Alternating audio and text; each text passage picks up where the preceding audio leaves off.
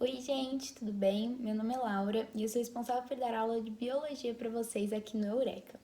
Gente, primeira coisa que eu já queria falar é: se vocês verem que eu não tô articulando muito o rosto, que talvez minha voz esteja um pouco estranha, é porque eu fiz cirurgia do dente do siso, então minha voz ainda não está totalmente normal e eu não estou podendo mexer ainda totalmente meu rosto. Então, primeiro ponto. Segunda coisa. Bom, pra gente não ficar atrasado e conseguir ver até a data do vestibular o máximo de conteúdo que der, eu decidi pegar dois conteúdos mais curtinhos da bioquímica, que é a água e sais minerais, e juntar numa aula só.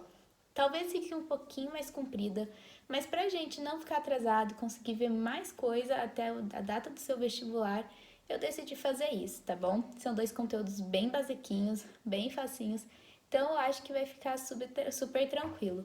Mas qualquer dúvida, vocês deixem aí no comentário e a gente vai respondendo, tá bom? Então vamos começar aqui falando um pouquinho da água. A água, primeiro as características mais básicas dela. A primeira, a água é a substância que a gente tem em maior quantidade no nosso organismo. Cerca de 70% da nossa massa corporal é água. Então, gente, é coisa pra caramba, tá? A maior parte da água vai estar no citoplasma da nossa célula. Mesmo que uma célula seja muito pequena, que a massa dela, de uma célula só, seja insignificante comparado com a nossa massa corporal, gente, olha o tanto de células que a gente tem no nosso organismo. São milhares e milhares. Então, se cada uma delas tem uma quantidade, nem que seja relativamente pequena de água, junto dá 70% da nossa massa corporal, né? Então é muita coisa. Outras três características da água são as características que a gente vê assim no sexto, sétimo ano, que é: a água é incolor, ou seja, não tem cor, inodora, não tem cheiro, e insípida. Insípida talvez seja a palavra que vocês podem às vezes não saber o significado, que significa não tem gosto. Às vezes você está se perguntando, mas Laura, eu já tomei água aqui na minha cidade, depois eu tomei em outro estado, em outro país e tinha gosto diferente. Mas como assim? Não, a água tem gosto sim. Gente, a gente está falando daí da água potável, né? Na água potável, acontece que a gente inclui alguns sais minerais. Se vocês olharem no rótulo, não está escrito só H2O. Não, gente. Se fosse só água destilada, a gente já teria tido vários problemas. A gente vai ver mais pra frente em alguma matéria chamada transporte de membrana, que se a gente tomasse água destilada, a gente não ficaria hidratado, não, a gente ia morrer, na verdade, viu? Então, agradeçam que a gente não toma água destilada e que tem aí os sais minerais. Mas enfim, o que dá essa mudança de gosto realmente é a adição de sais minerais. Em algum tem mais flúor, no outro tem mais magnésio, enfim, é isso que vai dar esse gostinho para a água, mesmo que não seja muito marcante. E a última característica básica da água é realmente que ela é um solvente universal. De todas essas, é a mais importante dessas quatro que estão listadas, esses quatro pontos. O que é isso? Ser um solvente universal quer dizer que ela dissolve tudo? Não, gente. Existe uma regra na química que vocês vão ver com a professora Gabi, que vai dar uma aula maravilhosa sobre isso, tenho certeza, que é semelhante dissolve semelhante. Ou seja, substâncias polares dissolvem substâncias polares e substâncias apolares dissolvem substâncias apolares. Como a água é uma substância polar, ela vai dissolver as outras substâncias polares. Isso vai facilitar, gente, muito o transporte de substâncias pelo nosso sangue, que como vocês podem ver, 80% do nosso sangue é água. Então todas as substâncias polares que tiverem lá vão estar dissolvidas e fica bem mais fácil de você transportar no estado líquido do que no estado sólido, né? Então vamos lá. Outra coisa muito importante da água é que ela participa de todas as reações do nosso metabolismo. O que é metabolismo? São todas as reações que acontecem no nosso corpo, tá? Como, por exemplo, respiração celular, fermentação, digestão. Todas essas reações envolvem água, tá? As reações metabólicas podem ser divididas em dois grupos. O primeiro são as reações anabólicas. O que é isso? Reações anabólicas são reações em que a gente tem dois reagentes, ou seja, uma substância A e uma substância B, que elas vão se unir e formar uma substância C. Para que isso aconteça, a gente vai precisar desidratar a molécula, tá bom? O que acontece, gente? Não entendam que desidratar a molécula é que a gente vai se desidratar. Quer dizer o quê? Essas duas moléculas vão perder, uma perde um OH e a outra perde um H. E se o OH foi perdido por uma e o H que foi perdido pela outra, vão se juntar e formar uma molécula de água, que vai ficar armazenada no nosso citoplasma para a gente usar no próximo grupo de reação, as reações de catabolismo. As reações de catabolismo são o inverso das de anabolismo. Enquanto no anabolismo a gente vai ter duas moléculas se juntando, aqui a gente vai ter uma molécula se dividindo. E para fazer isso, a gente vai usar a água para estabilizar essas duas moléculas. Então, eu peguei o inverso da outra reação. Enquanto na primeira reação, que era de anabolismo, eu tinha dois aminoácidos se juntando para formar um peptídeo, aqui eu tenho essa molécula maior, que é um peptídeo, que vai ser quebrado e vai formar dois aminoácidos. Então, aqui você vai precisar de uma molécula de água para estabilizar os dois aminoácidos que vão ser formados. Essa água é a água que vai estar no nosso citoplasma, uma parte produzida pelas reações de anabolismo. Agora vamos aqui para outro tópico muito importante, gente, que se vocês forem prestar atenção em alguma coisa dessa aula sobre água, por favor, que seja nisso, porque as propriedades da água caem bastante. É com certeza o que mais cai nesse assunto. Então vamos lá. A primeira, a água tem um alto calor específico. O que significa isso? Quer dizer que ela demora muito para mudar de temperatura. Então, mesmo que se tiver um dia muito quente, você vai lá de manhã, 40 graus, você coloca o pé na piscina, não vai estar quente, gente. A não ser que à noite tenha estado quente. Mas assim, se começou a esquentar de manhã, ela vai demorar muito para esquentar, gente. Diferente do asfalto, por exemplo, que amanheceu, começou a esquentar, o asfalto esquenta já junto. Assim, super rápido. Os metais, super rápido. A água não. A água vai demorar. Você vai pôr o pé, vai estar gelada, aí vai chegar no fim da tarde, que já nem tá mais quente, e daí que a água vai estar mais morninha, mais quente. Você vai ficar tipo, como assim? Não faz nenhum sentido. A água demora realmente, gente, muito para mudar de temperatura. O que para o nosso organismo é uma maravilha, porque é ela que vai manter a nossa temperatura corporal de mais ou menos 36,5 graus Celsius. Isso é muito importante, porque como a gente vai ver na aula de proteínas, as enzimas elas só funcionam bem, ou assim, tem o melhor funcionamento numa temperatura específica, que no nosso caso é mais ou menos 36 graus Celsius. Então, se a gente fica com uma temperatura muito mais baixa ou muito mais alta, as nossas enzimas não vão funcionar e as nossas reações não vão ser do jeito que era para ser e a gente vai ter vários problemas, tá bom? Já fiquem ligados aí nessa questão de alto calor específico e que ela ajuda a manter a temperatura. Vira e mexe, às vezes cai uma pegadinha no vestibular, que é de tipo assim, você tá com febre, o que você tem que fazer se você tá com febre? E daí você olha uma das opções e tomar muita água gelada, porque a água gelada, porque a água, quer dizer, é um regulador térmico. Aí você fala, água, regulador térmico, febre, água gelada, é essa. Gente, tá errada. Justamente pelo fato dela ter um alto calor específico, ou seja, demorar para mudar de temperatura, mesmo que você tome muita água gelada, vai demorar para sua temperatura baixar e voltar ao normal. Então, nesses casos, você não pode marcar que tomar água gelada é uma solução para febre, tá bom? A não ser que ele esteja pedindo, qual dessas é incorreta? Aí você marca, porque realmente não é para tomar só água gelada, tá bom? Outra característica, essa é uma que eu já falei, mas é quanto à polaridade da água. A água é uma substância polar e isso vai fazer com que ela seja um solvente universal e ajude pra caramba no transporte de substâncias pelo sangue, tá bom? Essa eu falei mais rapidinho porque eu já tinha falado um pouquinho antes. Outra coisa muito importante, que cai bastante dessas propriedades, é a questão da coesão da água. O que é isso? As moléculas de água, elas têm uma facilidade muito grande de se atrair. Elas se atraem demais, gente, demais. Então, não sei se vocês já fizeram isso. É um teste super rapidinho. Se nunca aconteceu com vocês nunca repararam, façam aí na casa de vocês. Pega um pouco de água, põe numa superfície e daí vocês pegam um papel tipo, pode ser guardanapo mesmo, e coloca só a pontinha, vocês vão ver que vai subir, parece que tá sugando a água. Por quê? Porque elas estão muito grudadas, a interação entre as moléculas de água são muito fortes e muito atrativas. Então, quando puxa uma molécula de água, não vai puxar só uma, vão puxar várias, várias e várias.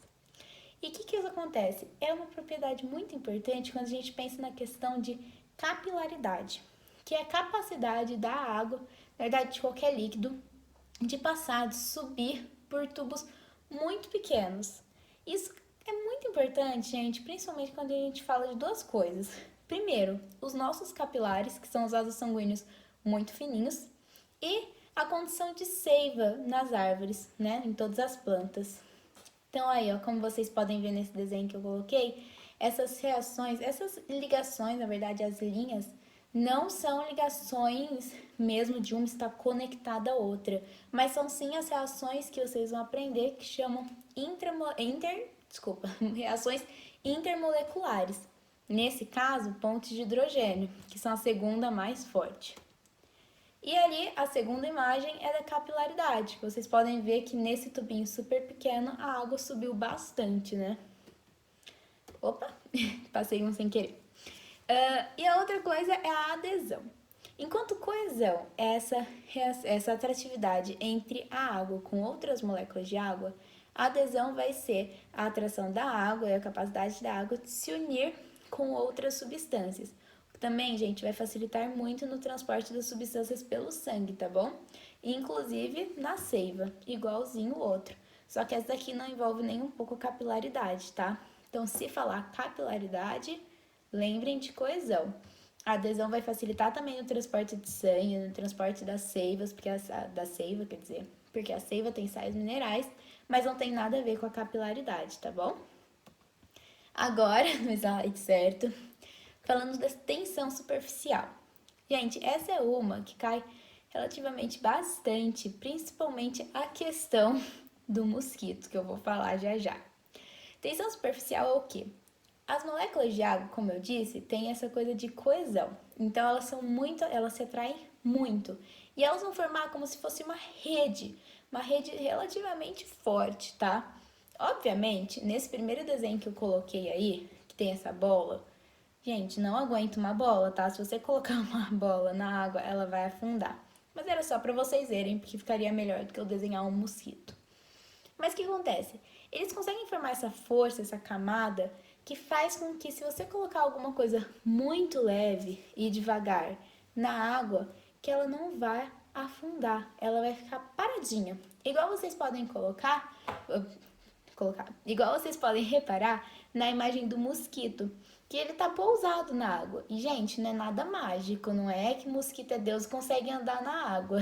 É justamente por conta da tensão superficial, que forma essa força e daí vai fazendo a força para cima. E a força que o mosquito exerce não é grande o suficiente a ponto de romper a tensão superficial, tá? E o último tópico que a gente vai falar aqui é sobre a concentração de água nos seres vivos, tá? A concentração de água é alta na maioria dos seres vivos, mas ela varia de acordo com alguns critérios. O primeiro critério é o metabolismo. Lembra que eu falei lá no início que o osso só tinha 22% de água e o sangue, por exemplo, o coração, por exemplo, tinha muito mais? É justamente por isso. O osso faz muito menos reação de metabolismo do que o coração, que fica bombardeando o tempo todo, fica fazendo contração muscular, distensão muscular, contração, distensão. Então, assim, o coração precisa de muito mais água porque ele faz muito mais reação de catabolismo e anabolismo do que um osso, tá? Então, quanto mais metabolismo, mais água vai ter no nosso organismo, beleza? Aí eu coloquei um cérebro que tem muita água também e o crânio para representar os ossos, tá? Era só porque a imagem mais bonitinha que eu achei de um osso foi de um crânio, mas enfim. Idade. Gente, aqui tem uma coisa até que legal que a gente nem pensa. Eu aprendi também esse ano na escola. Mas que assim, quanto mais novo, mais água a gente precisa, porque a gente está em fase de desenvolvimento. Então, o bebê precisa de muito mais água do que um idoso, porque ele faz muito mais reação. Ele tá lá se desenvolvendo, e osso cresce, cérebro desenvolve, a gente precisa tá o tempo todo desenvolvendo tudo.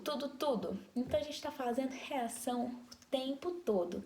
Tá até interligado, mas o pessoal da biologia decidiu dividir. Aqui é muito legal, porque eu imaginei que quando a gente via aquelas gordurinhas nos bebês, eram na verdade realmente gorduras, né? As dobrinhas, eu achei que era gordura.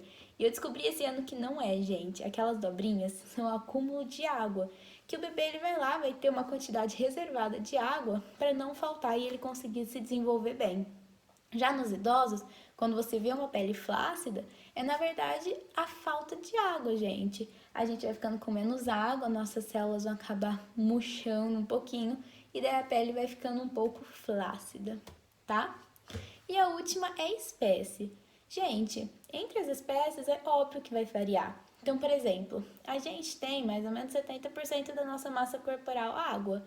Agora, uma água viva, por exemplo, gente, a maior parte, assim, não sei de verdade quanto, uma vez eu li era mais de 90%, mas assim, mais do que a gente tem de água, a água viva tem. Então, assim, é quase tudo, tá bom? Então, são de acordo com esses 3 fatores que vão variar. Com essas informações, tenho certeza que vocês vão conseguir fazer a maioria dos exercícios de água. Acho que todos, espero. Mas qualquer coisa, qualquer dúvida, vocês mandem aí nos comentários, tá? Eu vou dar aqui uma pausinha para trocar de slides e daqui a pouquinho, para vocês já vai ser agora, a gente vai falar sobre os sais minerais. Bom, gente, voltando aqui agora para falar com vocês sobre os sais minerais. Bom, os sais minerais, primeira coisa, o que são, né? Eles são pequenas partículas que a gente vai encontrar no nosso organismo de 2 formas. A primeira, associada a outras moléculas, como é o exemplo do fosfato, que ele não é encontrado na sua forma pura, na sua forma solta, que seria só o átomo de fósforo, que é o P. Não, ele é encontrado unido a outros átomos, no caso de oxigênio, formando fosfato. Mas eles também podem ser encontrados, dependendo do sal mineral, de forma solta, sozinha, né? Que seria dissociado ou ionizado, como é o exemplo do potássio, que a gente encontra no nosso organismo como K+, mesmo, tá? Os sais minerais representam muito pouco da nossa massa corporal. A gente acabou de ver a água, que representa 70%. Os sais minerais representam cerca de 1%, não chega a representar 2%. Mas, gente, falta de sal mineral pode causar muitos problemas, como a gente vai ver, tá bom? Então, vamos falar aqui agora um pouquinho de alguns sais minerais, tá? Não vou falar de todos, porque são muitos, mas eu separei os mais importantes e os que mais caem pra gente comentar aqui um pouquinho, tá? Então, vamos lá. O cálcio. O símbolo do cálcio é o Ca, é o símbolo da tabela periódica mesmo, tá bom? Onde a gente encontra os sais minerais? Porque esse é o negócio, a gente não produz os sais minerais. A gente precisa adquirir eles de fontes exógenas, ou seja, da nossa alimentação, tá bom? O sal mineral de cálcio a gente vai encontrar principalmente no leite, nos laticínios, que é tudo que vem do leite. Então, manteiga, iogurte, queijo, como tem leite, também tem cálcio. A gente também vai encontrar nas carnes com ossos, a gente já vai ver por quê, e nos ovos e nas folhas verdes, tá bom? O cálcio apresenta várias funções principais. Uma delas é a questão da calcificação, acho que vocês já podem até perceber que com certeza ia ter o cálcio envolvido, e o fortalecimento dos ossos. Outra função é a questão da coagulação sanguínea, que ele vai ajudar ativando uma enzima, coisa que a gente vai ver mais pra frente quando a gente falar de coagulação, porque eu achei que ia ficar muita informação se eu fosse falar agora, sendo que tem muita coisa de coagulação sanguínea que a gente não viu, vai ver só em anatomia e vocês vão ficar meio perdidos, então sem necessidade. Vai parecer até meio decoreba agora no início, mas tenho certeza que quando a gente chegar na parte de coagulação, vocês vão lembrar disso e vão entender, tá bom? E a outra é na propagação de impulsos nervosos, gente. Então, o cálcio tem várias funções muito importantes. Então, acho que sim, só com o cálcio já ficou confirmado o que eu falei antes. Pode representar muito pouco da nossa massa corporal, mas sua falta, causa vários problemas. Entre os problemas causados pela falta do cálcio, a gente vai citar aqui 3. O primeiro vai ser problemas ósseos, ou seja, os nossos ossos vão ficar fracos. Quando isso acontece em crianças, é um problema que se chama osteomalácia, tá? Que seria a malácia dos ossos, ou seja, ossos maleáveis, beleza? Por quê? Porque o cálcio ele faz parte da composição da matriz óssea, que é o que preenche os ossos, tá?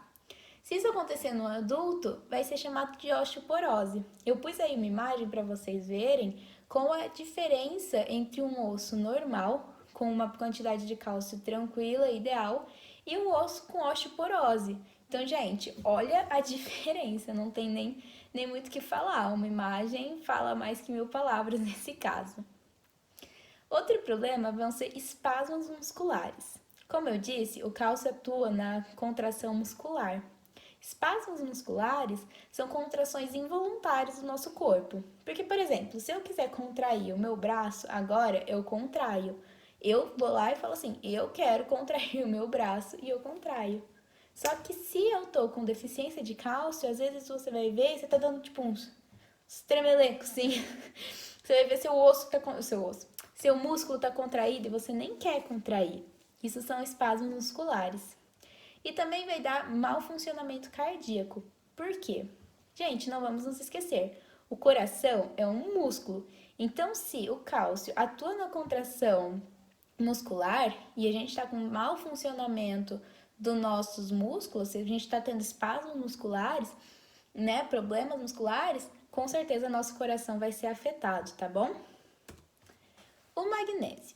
Gente, o magnésio, vocês vão ver que a maior fonte de magnésio vão ser as folhas, coisas verdes, tá? Leguminosas, cereais, peixes. Mas principalmente, se cair de magnésio, eles provavelmente vão dar a opção folhas. Porque uma das funções que mais caem do magnésio é que ele faz parte da clorofila. Eu coloquei aí a imagem de uma clorofila e se vocês olharem bem no meio, tem um magnésio, tá bom? Então, assim, é uma coisa que cai bastante dele. Mas no nosso organismo, como a gente não tem, obviamente, clorofila, ele também vai ter uma atuação na questão dos ossos, ele vai ajudar na formação, agora não é igual o cálcio, que é na rigidez, aqui vai ser na formação dos ossos. E ele também é muito importante para a questão dos nervos, para o funcionamento dos nervos e músculos também. Então, a sua deficiência aqui que vai causar, gente, fraqueza, porque como ele está relacionado à questão de nervos, sistema nervoso, tudo que altera o sistema nervoso em falta, né? Uma falta vai ser um causador de fraqueza, tá bom? E pode levar a casos de hipertensão, tá bom? Então vamos lá. O fósforo. O fósforo, gente, é um que cai bastante, tá? Então vamos lá. O fósforo a gente vai encontrar, aí é o que eu falei do fosfato, vocês podem ver que o fosfato ele está encontrado em conjunto com os átomos de oxigênio. Então é o PO4 3-, tá? Você não vai encontrar o P sozinho no nosso organismo. Ele a gente vai ter como fonte o leite, folhas, carnes com ossos e ovos. Gente, são as mesmas fontes, assim, mesmas não, mas muito parecidas com a do cálcio, porque eles atuam em conjunto quando a gente está falando dos ossos, tá? Então, se vocês perceberem, eles são bem parecidos. As funções do fósforo. A primeira é uma, gente, muito importante. O fósforo tem ele é extremamente importante na questão de transmissão de energia no nosso organismo. A molécula que armazena energia no nosso corpo é o ATP. O ATP é adenosina trifosfato, ou seja, só pelo nome dá pra gente ver que a gente precisa do fósforo nessa daí. Então, gente, falta de fósforo vai com certeza causar, na verdade, falta de energia. O fósforo também é um componente dos nucleotídeos, que são as moléculas que vão formar os RNAs e o DNAs, como a gente vai ver mais pra frente, tá bom? Também matéria para daqui a algumas aulinhas. Eles também fazem parte da membrana celular. A nossa membrana celular é constituída por algo que a gente chama de bicamada de fosfolipídio. Bicamada, o que é? 2 camadas. Fosfolipídio quer dizer que vai ter uma parte que é de fósforo e a outra de lipídio, que é gordura, tá bom? Então, muito importante também. Quando a gente for falar de membrana em citologia, a gente vai estudar bastantinho essa questão da bicamada de fosfolipídio e sua importância. E o fósforo também faz parte da composição dos nossos dentes e ossos, tá? Como eu disse, nesse caso ele atua aí juntamente com o cálcio. Sua deficiência vai poder causar o quê? Fraturas ósseas, problemas ósseos, tá? E problemas musculares também. Porque, gente, como vocês podem ver, o cálcio, ele nesse caso, não atua diretamente na contração muscular, como, por exemplo, o cálcio, que vai realmente ter uma função direta. Mas, para a gente fazer uma contração muscular, a gente precisa de energia. E se a gente está com falta de energia, com certeza vai ter problemas para a contração muscular, tá bom? O potássio.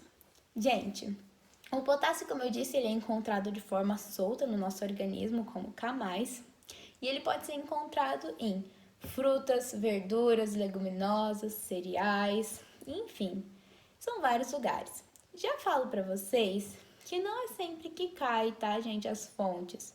Eu, se fosse vocês, seria o que eu menos daria importância. Vocês vão ver nos exercícios que, assim, se tiver algum que pede fonte, é um ou outro, tá? Mas a maioria das vezes vai pedir ou a deficiência ou a função. Quais são as funções do potássio no nosso organismo? O potássio, ele tem uma puta importância na concentração hídrica, né? No equilíbrio hídrico, na verdade, da nossa célula, tá? Ele também vai participar da propagação de impulsos nervosos, esse em conjunto com o sódio, que acho que é o próximo que está aqui nos slides, quase certeza. Porque eles têm uma reação entre eles, um acordo entre eles, que é a bomba de sódio e potássio, que a gente também vai ver em transporte de membranas. Mas que é algo que, quando um tá dentro, que nunca tem uma concentração igual deles dentro da célula. Sempre vai ficar um dentro e um fora, em maior quantidade dentro e maior quantidade fora. E quando eles invertem, isso vai causar uma mudança da polaridade, que é o que vai permitir a propagação dos impulsos nervosos, tá bom? Ele também vai ter uma ação no controle da pressão arterial e da frequência cardíaca. Isso porque, como eu disse, ele controla um pouco, tem uma questão, importância no equilíbrio hídrico. Quando a gente está com um desequilíbrio hídrico, isso vai afetar também a nossa pressão arterial, porque daí a gente vai precisar ter mais água no nosso sangue, nosso volume vai aumentar, nosso volume sanguíneo vai aumentar, e isso vai ter vários problemas. E com problemas de pressão, vão vir juntos problemas cardíacos. Sua deficiência vai causar o quê? Menor atividade muscular, porque ele vai ter menos reações, menos impulsos nervosos, fraqueza, pelo mesmo motivo, gente, problemas de impulsos nervosos, a gente não vai ter tanto estímulo. Arritmia, que é um aceleramento dos batimentos cardíacos por conta do mau funcionamento cardíaco, e câimbras, que a gente vai acabar tendo por conta de vários problemas, inclusive da questão dos impulsos nervosos, tá? Então, o potássio, muito importante, porque tudo no nosso corpo é controlado pelos nossos impulsos nervosos, né?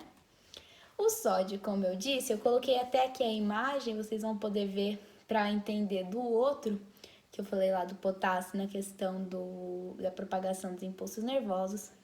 Mas o sódio, o símbolo dele é o Na, igual da tabela periódica, e a gente encontra ele no sal de cozinha.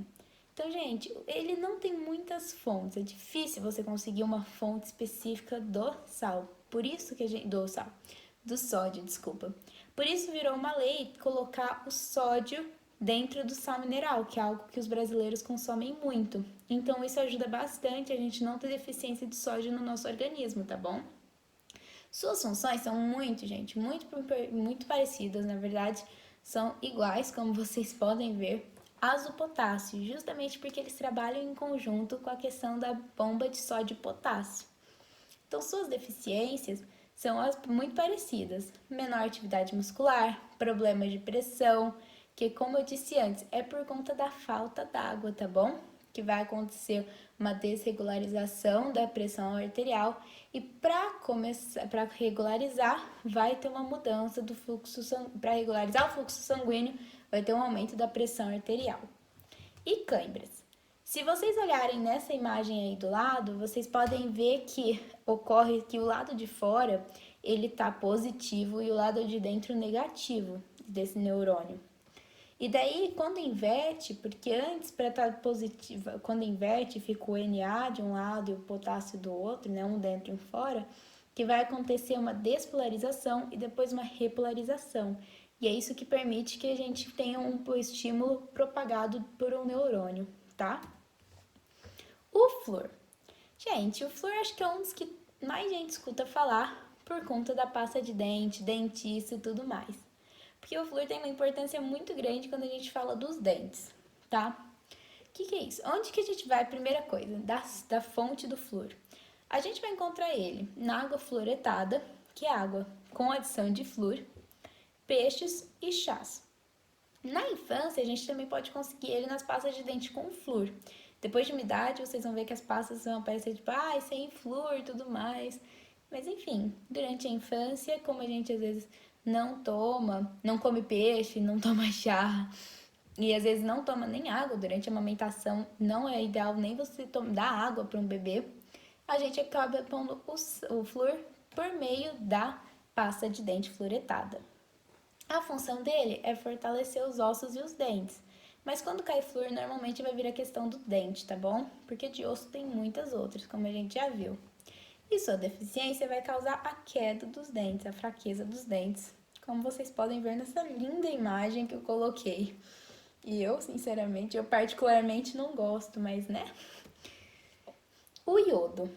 Gente, o iodo é um que assim, eu posso falar, eu não tenho deficiência de iodo mesmo, mas por falta de iodo de consumo.